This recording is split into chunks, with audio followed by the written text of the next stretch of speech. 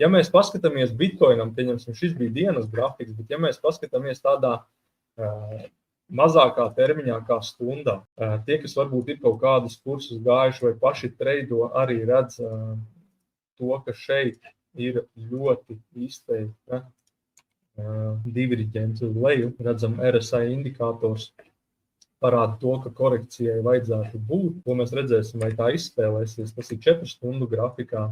Stundā mums ir diverģence uz augšu. Tā kā skatīsimies, kas tieši izspēlēsies.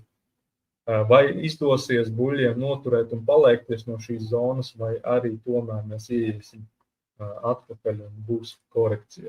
Vēlreiz atkārtoju, neko nepārdodu.